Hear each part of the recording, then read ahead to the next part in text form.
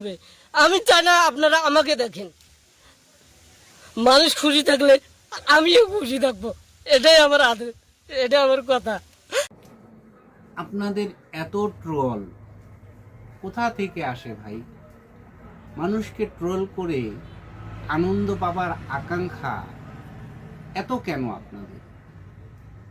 একজন গ্রামের প্রান্তিক মানুষ, সাধারণ মানুষ, যিনি আপনাদের মতো নাগরিক জীবনের ছোঁয়া পান নাই, না একাডেমিক শিক্ষায় শিক্ষিত হইতে পারেন নাই, তাকে উপেক্ষা করবার জন্য এত আনন্দ কোথা থেকে আসে?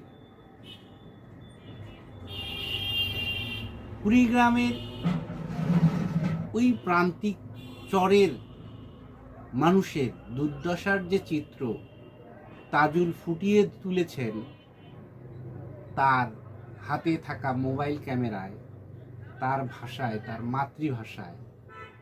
এই জন্য বরং সে বাহবা পাবার যোগ্য। আমি দেখছি যে রংপুরের ভাষায় কথা বললে তথাকথিত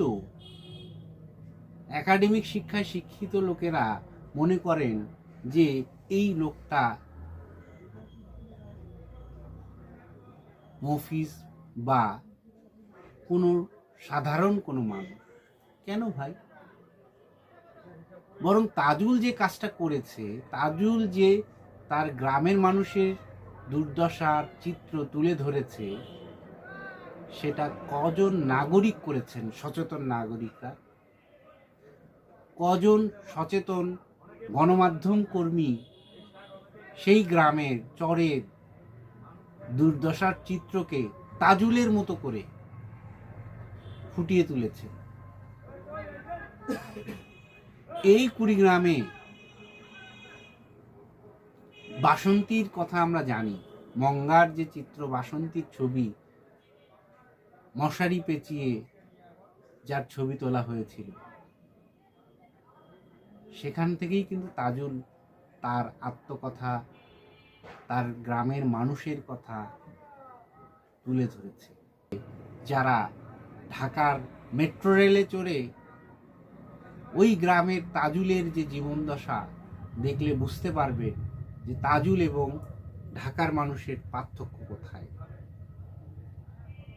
কিংবা পদ্মা সেতুতে একটা বর্ণবৈষম্য সমাজে হাজার বছর ধরে কিন্তু চলমান, সেই বর্ণবৈষম্যটা এখন রূপ বদলে তাজুল এবং ঢাকার মানুষের যে